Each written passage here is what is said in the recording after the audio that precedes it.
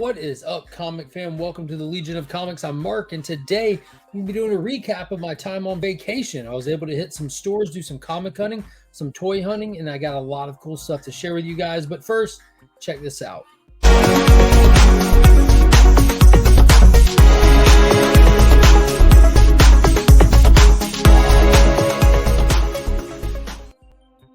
All right, first up, if you haven't already, hit that thumbs up. And if you're new to the channel, hit that subscribe button.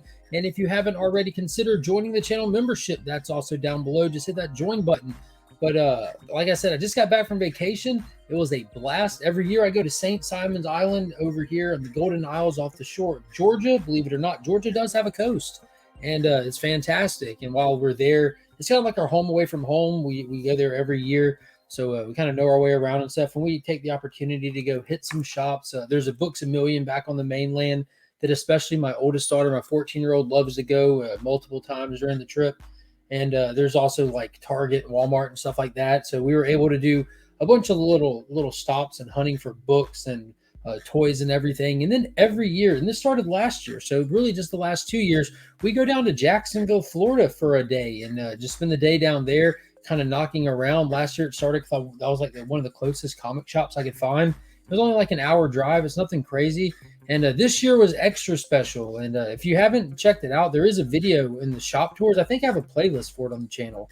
Comic shop tours place that I hit. I did do a shop tour of the place. It's called Coliseum of Comics. It's there's like 9 of them in Florida, and there's like 3 of them in the Jacksonville area. And this is actually the second one. We hit 2 of them this year. So we went to the same one we went to last year, and then we went to this one as well. And best off, this is Mr. Paul Cook's LCS. So we were able to meet Paul. He drove up and met us.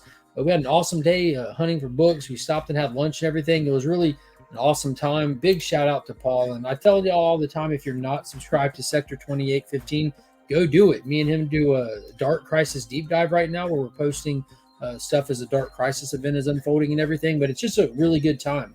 So first off, I didn't buy nearly as many comics as I normally do on vacation. I just didn't find as much stuff as I have in the past. A lot of times I'll buy trade paperbacks while I'm down there to have to read. And this year was massively different. Every time I went to pick one up, I thought I have this in my DC Universe app. So I ended up reading a lot of stuff. So the couple of the highlights that I did read was I read the entire collection of Blackest Night again, and not all the tie-ins and everything, just the main body and the prequel to it, or the prelude to it, which was a blast. This is Jeff Johns on Green Lantern. You can never go wrong with it. If you have not read Jeff Johns' time on Green Lantern, do yourself the favor. Definitely check it out. And this was a really fun event. It didn't feel like a universe-spanning event, but it definitely opened the door to what became one. And then I kind of went on a kick for Elseworlds titles. And it all started off with a Todd McFarlane Toys drop of this specific figure from one of the earliest Elseworlds series that they did called Superman Speeding Bullets. Another fantastic story. The whole Elseworld to this is if he was discovered by Thomas and Martha Wayne, how different would he be? How different would Superman look if he was the one that watched his parents get killed in the alley that day? And it was a really cool story. It was definitely really fun. And that one led me directly to Batman, The Darkest Night, where we have Abin Sur comes to Bruce Wayne, who before he ever became Batman, and we get a Green Lantern Bruce Wayne early on. And this one was really wild, really twisted. Sinestro was doing some odd stuff in here, merging with other characters and stuff, but another one that was fantastic. And I do want to point out, this cover right here predates the Jim Lee cover, that iconic Batman. What is it? I've got one right here. Thank you to the McFarlane Page Puncher. Batman 608. That cover. Look at that. Look at that. That's clearly an homage that Jim Lee did. I never knew that. It never dawned on me that Jim Lee's wasn't the original take on that. But there it is. Lo and behold, it's right there. Oh, I got another one of those. A lot of those. Lo and behold, it's right there. So who did it first? If you know of a cover before this one, let me know. I'm super curious. But this was another fun story. But out of all of them that I read, I think that Justice Riders might have been my favorite.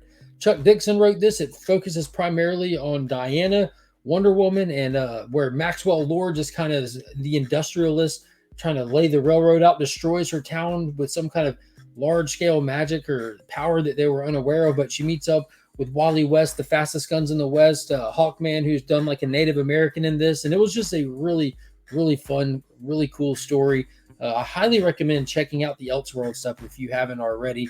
If you have the DC Universe app, there's a huge variety of stuff to dive into of it on there. And all of it seems just to be a blast. And I also did read one more book that I don't have uploaded in here.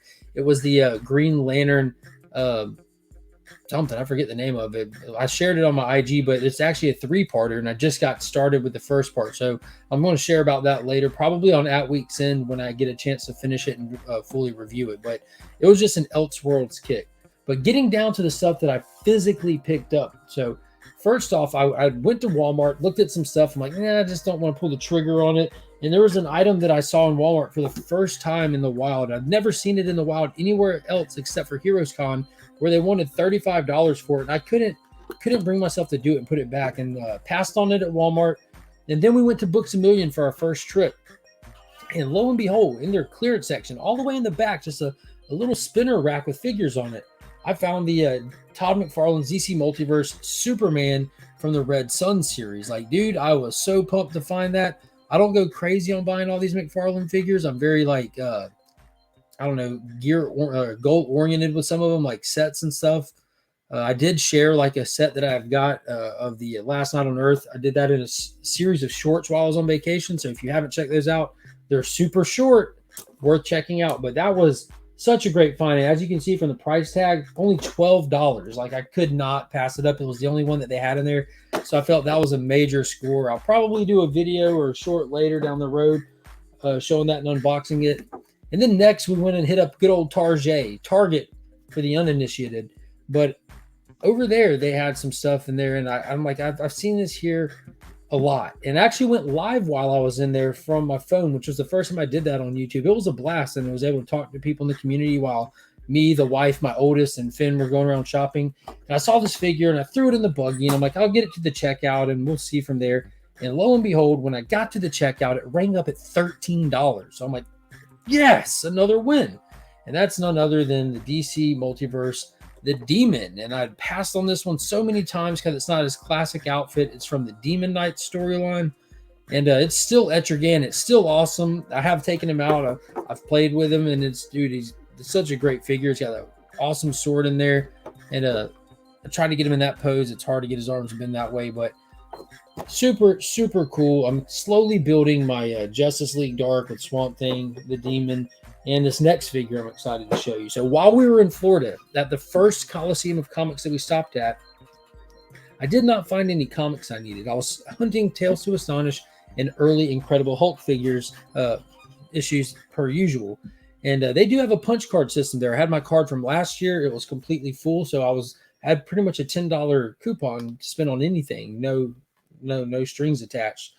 And then my daughter went on a shopping spree. My 14-year-old bought all kinds of stuff, statues, mangas, just all kinds of stuff. And she filled up a whole nother punch card. So I pulled this one off the wall, and it kind of broke my heart because I hadn't seen it in the wild for a while. I passed on it when it first came out and been regretting it.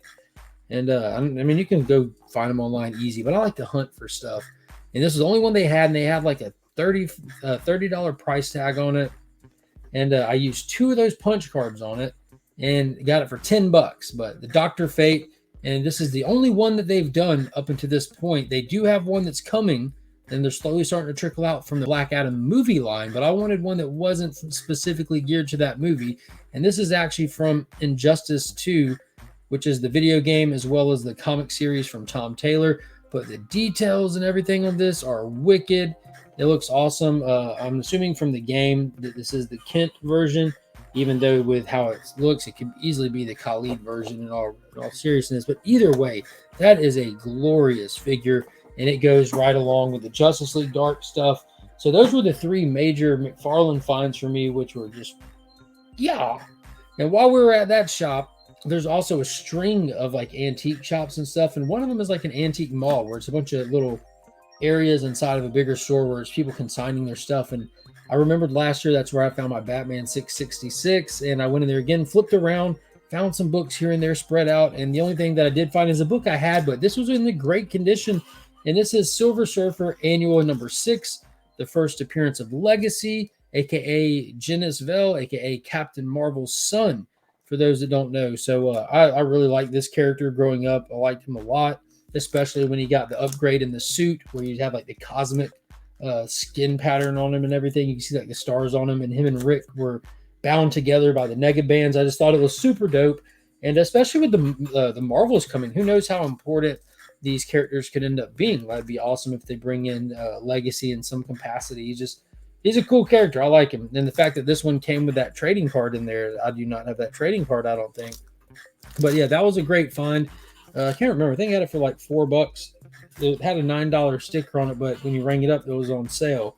So that was a great find. And then when we went down to that second shop, because we did drive about 20 minutes down the road to another shop there locally, thanks to Paul, we had a little bit more of a locals knowledge on the place. So we decided to hoof it to one more. And hats off to the family that are just troopers indulging me for this trip.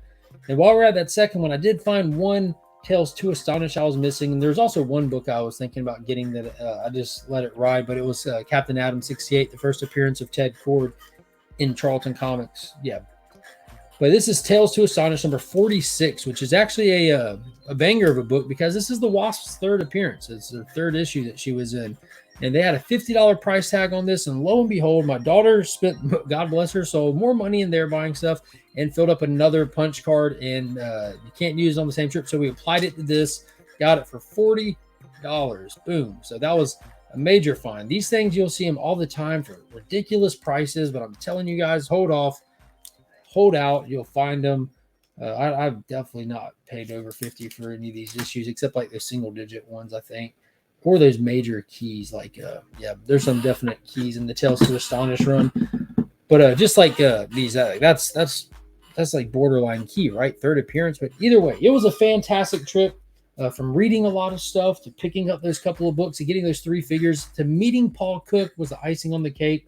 What a great time! And that was just a sliver of time that we spent there. We were there for 10 amazing days. And what I feel like is my personal paradise down there in St. Simon. But it was a blast. So I appreciate Paul for coming up there. Appreciate my family for indulging me. Thank you guys all so much. And I appreciate you guys for watching this video. Leave me a comment. Let me know what you thought of this this small vacation haul. But definitely an awesome one. And have you read any of those Elseworld titles? Shout out to Brother John's Comics here on YouTube and over there on Instagram for hitting me with the great recommendations for those. And until next time, guys, as always, I'm Mark, but we are Legion.